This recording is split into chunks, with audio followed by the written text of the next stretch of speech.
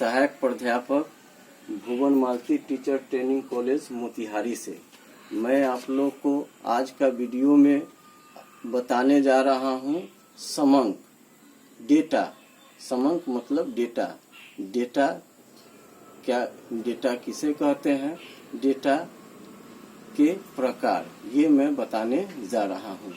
तो समंक साधारण बोलचाल की भाषा में किसी सूचना को समंक, आंकड़ा या प्रदत्त कहा जाता है।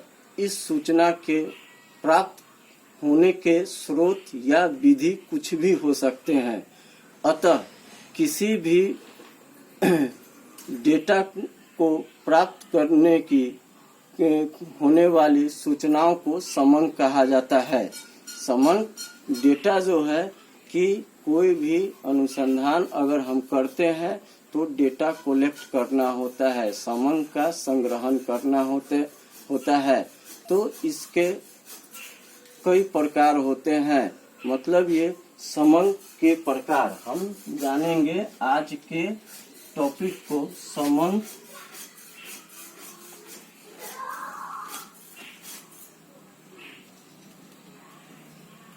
या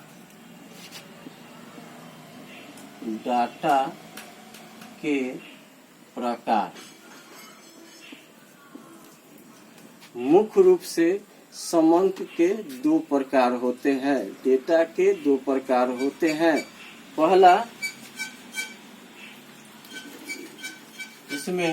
पहला होता है प्राथमिक समंक। प्राथमिक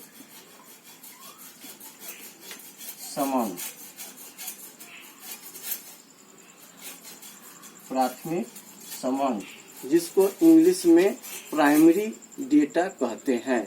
दूसरा होता है द्वितीयक समंक।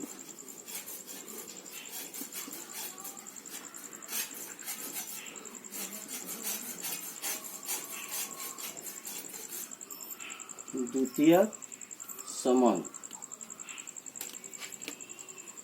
समंक दो प्रकार के होते हैं। पहला है प्राथमिक समंक, दूसरा है द्वितीयक समंक। प्राथमिक समंक वैसे समंक जिसको हम पहली बार कहीं से इकट्ठा करते हैं, उसको हम कलेक्ट करने का काम करते हैं, उसको कलेक्शन करते हैं, उसको प्राथमिक समंक कहते हैं। प्राथमिक समंक में भी कई प्रकार होते हैं।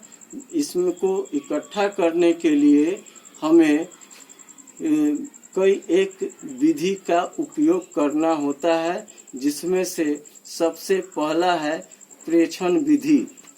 समंक को प्राप्त करने के लिए सबसे पहला है प्रेक्षण विधि।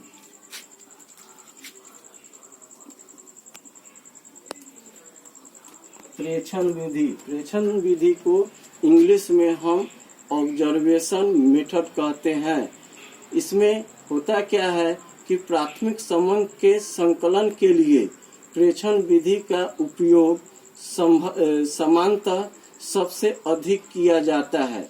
इस विधि में सूचनाएं अनुसंधानकर्ता के द्वारा प्रत्यक्ष रूप से प्राप्त की जाती है।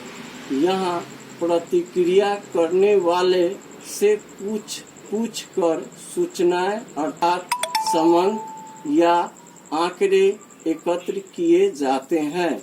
इसमें यह लाभ होता है कि आत्मनिष्ठ, पक्षपात या पूर्वाग्रह का कोई प्रभाव प्रेक्षण पर नहीं होता है। प्रेक्षण के दो प्रकार होते हैं, जिन्हें संचलित प्रेक्षण तथा असंरक्षित प्रेक्षण कहा जाता है। संचलित प्रेक्षण उस प्रेक्षण को कहते हैं जिसमें प्रेक्षण की जाने वाली इकाइयों को सावधानी पूर्वक परिभाषित किया जाता है। प्रेषित सूचनाओं को दर्ज करने की शैली का निर्धारण किया जाता है। तो ये आपका प्रेक्षण विधि के अंतर्गत होता है।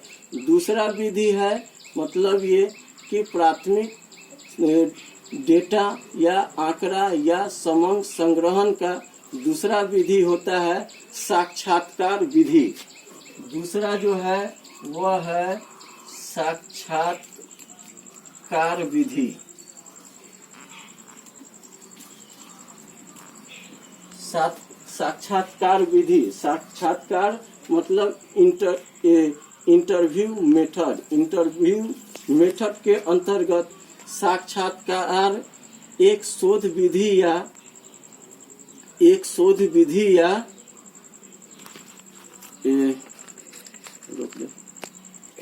दूसरा साक्षात्कार विधि, साक्षात्कार एक शोध विधि या उपकरण है। इसके द्वारा विभिन्न परिस्थितियों में आवश्यक सूचनाओं या समंग या आंकड़े प्राप्त किए जाते हैं।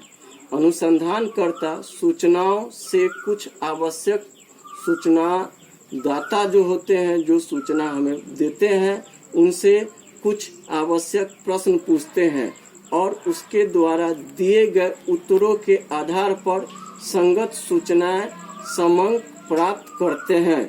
प्रश्न पूछने वाले को साक्षात्कारकर्ता और उत्तर देने वाले को सूचना दाता कहा जाता है। तीसरा प्रश्नावली विधि होता है। तीसरा है प्रश्नावली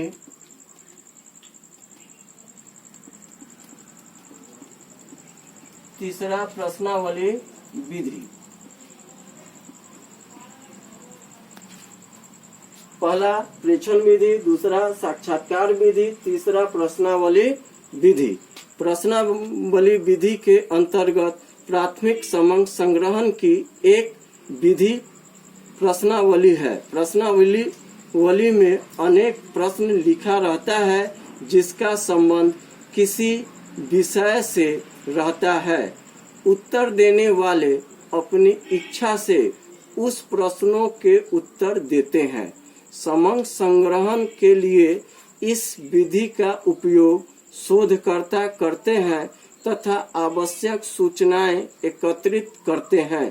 प्रश्नावली डाक के द्वारा भी उत्तर देने वाले के पास भेजा जाता है और प्रश्नावली के प्रश्नों के उत्तर लिख देने वाले के बाद डाक द्वारा प्रश्नावली को वापस करते हैं।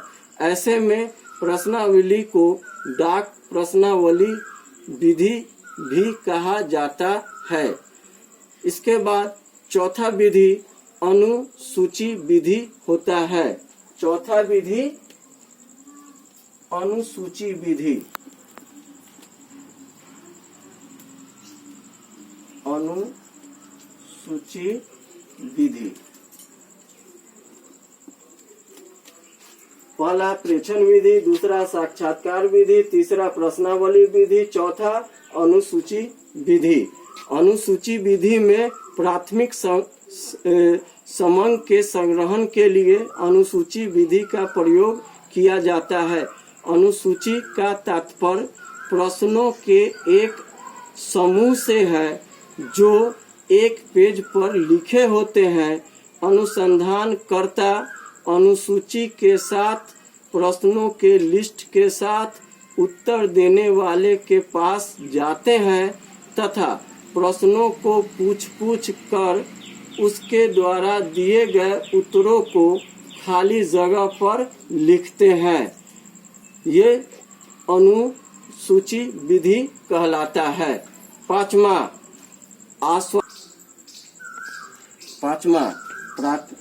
पांचवा जो विधि है वह आश्वासन कार्ड विधि होता है। आश्वासन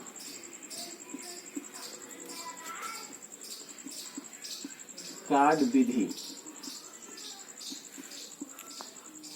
यह विधि एक पोस्टल कार्ड के जैसा होता है जिसका उपयोग व्यापारी उपभोक्ताओं के लिए करते हैं तथा वे उत्पादन के संबंध में सूचनाएं एकत्र करते हैं। अपेक्षित सूचनाएं वारंटी कार्ड पर प्रश्नों के रूप में छपे होते हैं। वारंटी कार्ड को पैकेज में उत्पादन के साथ रखकर उपभोक्ताओं को इस कार्ड को भरने तथा डाक द्वारा व्यापारी को वापस भेज देने के अनुरोध के साथ भेज दिया जाता है। इस प्रकार अपेक्षित सूचनाएं या समंक प्राप्त हो जाता है। इसके बाद छठा विधि है प्रक्षेपीय विधि। इंग्लिश में इसको प्रोजेक्टिव मेथड कहते हैं। छठा प्रक्षेपीय विधि। छठा प्रक्षेपीय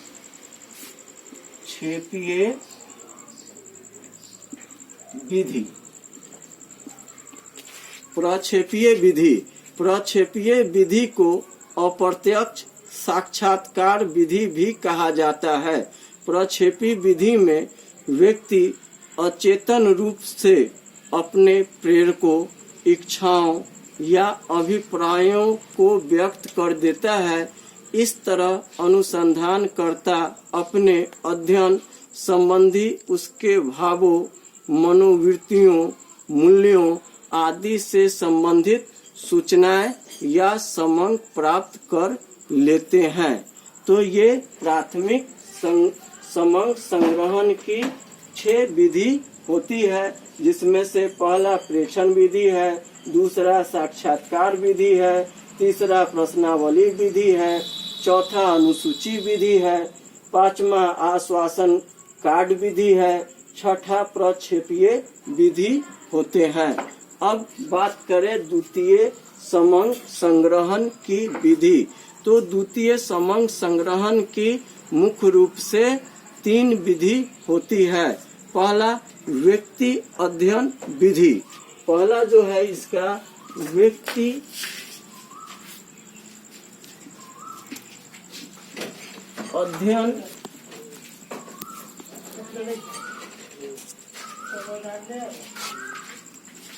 अध्ययन विधि।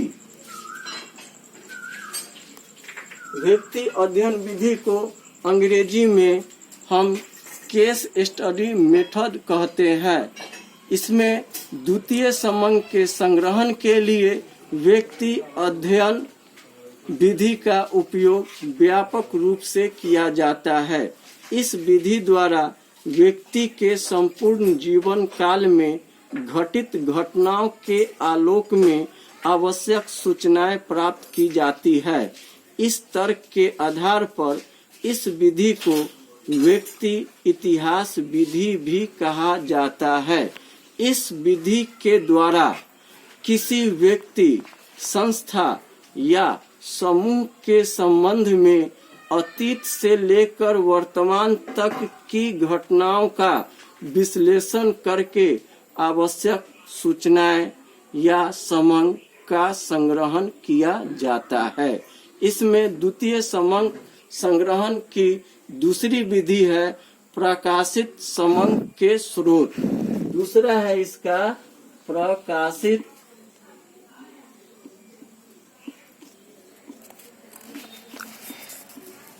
समंक के स्रोत विधि।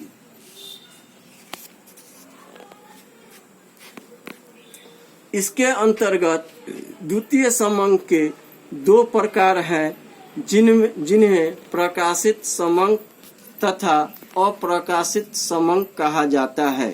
प्रकाशित समंक के संग्रहण के लिए देश तथा विदेश के विभिन्न स्रोतों का उपयोग किया जाता है। इस प्रकार के स्रोत के अंतर्गत पुस्तक, समाचार पत्र, जर्नल, पत्रिका आदि की गणना की जाती है। देश एवं विदेश में इन स्रोतों के माध्यम से प्रकाशित द्वितीयक समंक व्यापक रूप से प्राप्त किए जाते हैं। अब इसका तीसरा विधि है अप्रकाशित समंक स्रोत विधि। अप्रकाशित समंक के स्रोत विधि।